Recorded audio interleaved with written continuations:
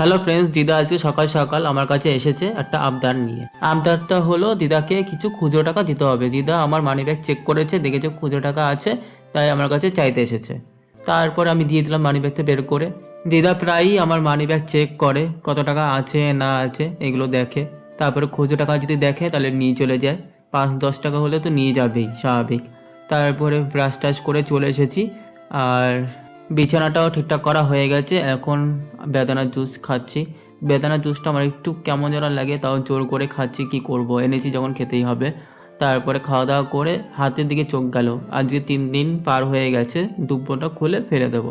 বিপত্তারাণী সুতোটা থাকবে, আর দুব্বোটা খুলে একটা নির্দিষ্ট জায়গা দেখে বাইরে ফেলে দেবো। তারপরে খুলে নিয়েছি, এই দেখো। চলো বাইরে ফেলে দিয়ে আসি এই দুব্বোটা। আর বাইরে যখন গেলাম তখন এই নাক চাপা ফুলের দিকে আমার চোখ গেল। সত্যি দারুণ লাগছিল আজকে।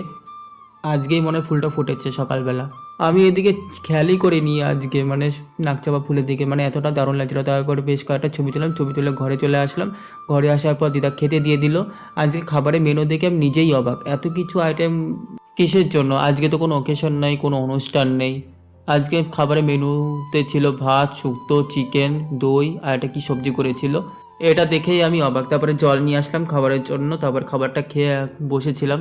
বসে বসে ফোন দেখছিলাম। এরই মধ্যে দিদা এসেছে। দিদা এসে কিছু দরকারি কথাবার্তা বলছিল, সেগুলো আর কি শুনছিলাম। তারপরে দিদা বলে স্নান টান করে নে।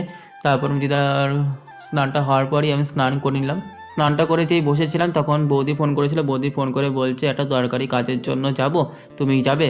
আমি বললাম হ্যাঁ যাবো। দাদাও যাবে নাকি বলছিলাম, তারপর বললো দাদাও যাবে। তারপরে বেরিয়ে পড়লাম রেডি হয়ে বিকেলবেলা, মানে 7টার সময় বেরোবে বলেছিল। তারপরে রেডি হয়ে বেরিয়ে পড়লাম। আজিদাকে বললাম গেটটা দিয়ে দেওয়ার জন্য। তারপরে হেঁটে হেঁটে চলে যাচ্ছিলাম তারমার মন্দির পর্যন্ত। তারপর ওখান থেকে সবাই একসাথে যাব। সেখান থেকে চলে গেছিলাম আমাদের যেখানে যাওয়ার কথা ছিল, সেখানে গেলাম। গিয়ে দেখি ওখানে কেউ নেই, দোকান বন্ধ। তারপর আর কি ফোন করলাম, বলছে কালকে আসতে। তারপর ওখান থেকে চলে আসলাম আমাদের সন্ন্যাসী বাজারে।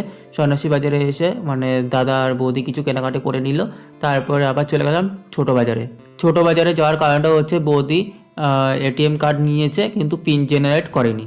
1 মাস মতো হতে যায়, বলছি এখন হবে, এখন তো মনে হবে না। তারপরও ট্রাই করলাম, ট্রাই করে দেখছি হয়নি। এটিএম বুথ থেকে ট্রাই করেছি, হয়নি। ফোন থেকেও ট্রাই করেছি, হয়নি।